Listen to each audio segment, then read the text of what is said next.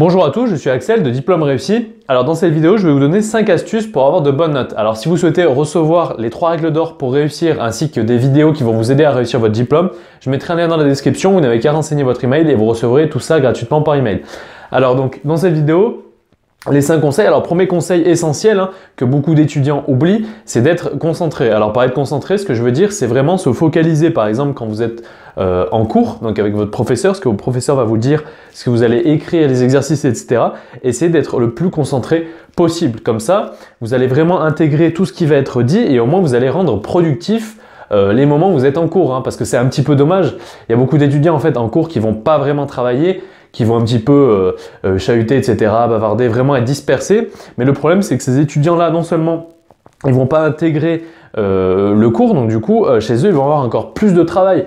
Et du coup, ils vont avoir l'impression de pédaler, parce que du coup, ils vont être à la fois en cours, ils vont pas trop s'intéresser, après ils vont être chez eux, ils vont avoir du mal à se replonger dedans.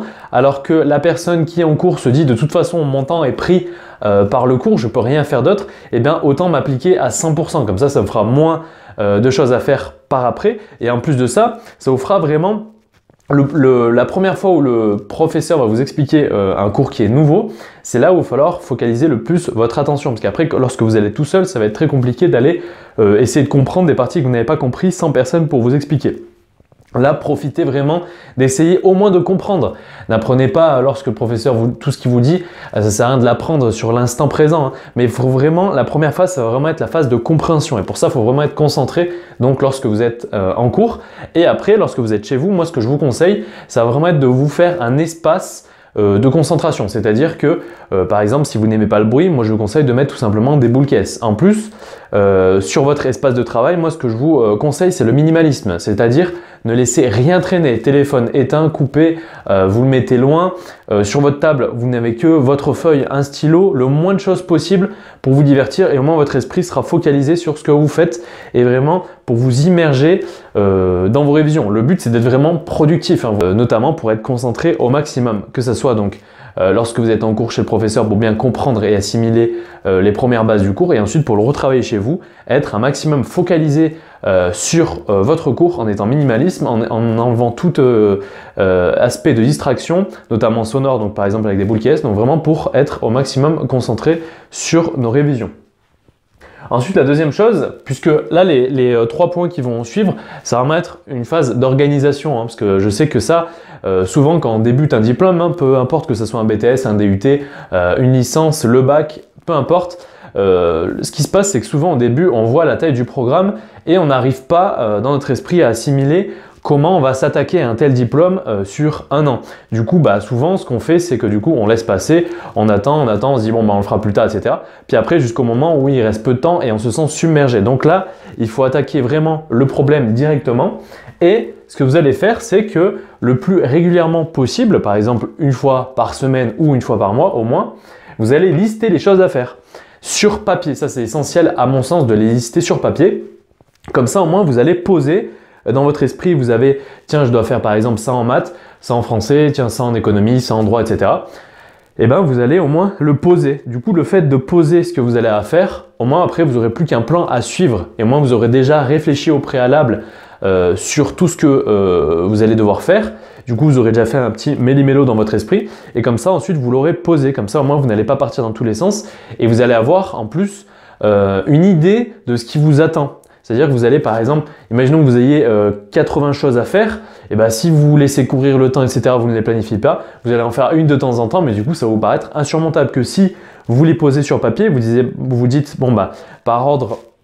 D'ailleurs, je conseille vraiment de lister par ordre d'importance, c'est-à-dire du plus important au moins important. Comme ça, vous attaquez vraiment les gros problèmes d'entrée de jeu. Et après, c'est que du bonus entre guillemets. Mais déjà, au moins, vous aurez solutionné une grande partie du programme pour maximiser vos points à l'examen ou au contrôle, par exemple.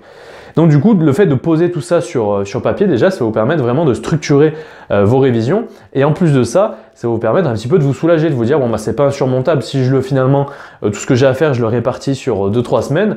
Bon, finalement, si je mets un petit peu tous les jours en planifiant un peu, bon, je me rends compte qu'en 2 jours, j'ai fini cette partie-là. En 3 jours après, j'ai fini cette partie-là, etc., etc. Donc, c'est vraiment hyper important de vraiment lister vos choses à faire et par ordre d'importance.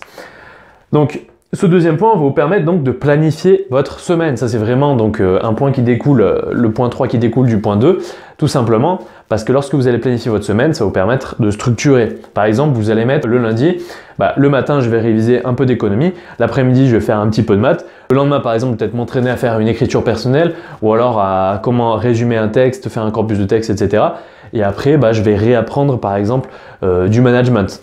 Voilà, ça va vraiment me permettre de structurer et du coup d'abattre énormément de travail en planifiant finalement de manière assez facile. Le tout, c'est vraiment de planifier. Donc planifier sa semaine, ça va un peu avec planifier sa journée. Alors planifier sa journée, je sais qu'il y a beaucoup d'étudiants qui me demandent un petit peu quand est-ce que c'est les meilleurs moments pour réviser.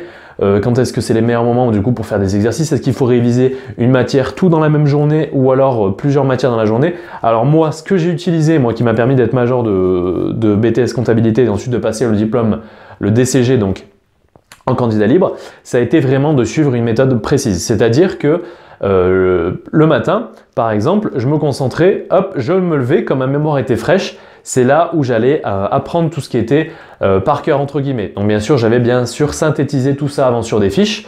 Je vous montrerai dans une prochaine vidéo comment faire des fiches.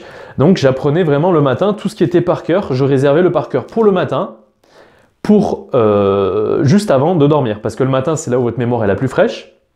Et avant de dormir, au moins, ça vous permet du coup de faire le lien avec le matin. Et du coup, après, pendant la nuit, vous allez un petit peu digérer tout ce que vous avez appris durant la journée. Donc du coup, ça vous fait un petit reflash de mémoire. Mais bien sûr, le soir, il faut apprendre la même chose que vous avez appris le matin. Par exemple, le matin, imaginons que vous révisez du management. Ensuite, le soir, juste avant de dormir, vous allez relire ces mêmes fiches de management. Donc bien sûr, lire des fiches, ça prend pas énormément de temps. Je veux dire, moi, mes fiches, je les lisais. Bon, après, bien sûr, dans la formation, il y a des techniques pour apprendre plus facilement. Je les lisais vraiment le matin en me réveillant et ensuite le soir avant d'aller me coucher. Donc là, c'était la phase où j'allais donc apprendre par cœur. Donc le matin et le soir avant de dormir, sur bien sûr apprendre sur des fiches déjà structurées. Ça sert à rien d'apprendre des bouquins. Il faut vraiment déjà avoir des fiches bien structurées, bien synthétiques pour pouvoir faire cette phase d'appréhension le matin et le soir. Ensuite, ce que je faisais donc, une fois que j'avais donc appris ce cours par cœur, le matin, je prenais une petite pause, par exemple là où vous pouvez faire du sport, etc. Un moyen de divertissement. Après, pas un moyen de divertissement qui va vous remplir le cerveau bêtement, hein. Par exemple, regarder la télé, etc. Ça, évitez. À la limite, regardez une série en anglais, mais quelque chose qui ne va pas vous demander trop de travail au niveau de votre cerveau. Il faut vraiment être quelque chose où ça va plus être physique ou alors du divertissement pur. Essayez quand même de faire le vide, quelque chose qui ne va pas vous demander trop de compétences intellectuelles et qui ne va pas non plus des trucs qui ne vont pas non plus trop vous remplir intellectuellement avec des choses inutiles. Donc voilà, on lit ces fiches, ensuite on fait une petite pause et ensuite là vous allez pouvoir attaquer des matières plus techniques, c'est-à-dire là vous allez vous concentrer sur des matières comme je ne sais pas, peu importe la filière, les maths, la SVT, la physique, la gestion, peu importe, hein, mais quelque chose où vous allez pouvoir faire donc des exercices. Et c'est là où donc la deuxième phase de la matinée, vous allez faire énormément d'exercices, de cas pratiques, etc. sur quelque chose de plus technique ou quelque chose où vraiment apprendre par exemple des maths par cœur, ça ne sert pas à grand chose, mais il va falloir les appliquer. Donc là, ça va être toutes les matières où vous allez devoir appliquer des calculs, etc. Ensuite, donc vous allez manger. Donc bien sûr, là, je parle pour les moments où vous n'êtes pas en cours, hein, les moments, donc peut-être le week-end ou alors après pendant les périodes de vacances. C'est là où vous allez mettre plus à profit vos périodes de révision. C'est vraiment là où c'est essentiel, hein, à mon sens. Ensuite, début d'après-midi, moi, ce que je conseille, c'est toujours faire une petite phase de repos. Comme ça, au moins, vous digérez déjà ce que vous avez fait le matin, vous ressourcez un petit peu avant de repartir sur une petite phase de révision relativement light pour l'après-midi. Et pareil, là, vous allez repartir sur des matières techniques. Donc là, pendant 2 heures, par exemple. Et ensuite, là, vous allez avoir toute une phase, voilà, où là, de répit, entre guillemets, vous allez vous consacrer à vos loisirs. Donc, par exemple, on va dire de 5 heures jusqu'au repas du soir. Et ensuite, juste avant de dormir, et ben c'est là où vous allez relire un petit peu vos fiches. Comme ça, mine de rien, vous avez fait quand même 2 phases pour apprendre par cœur.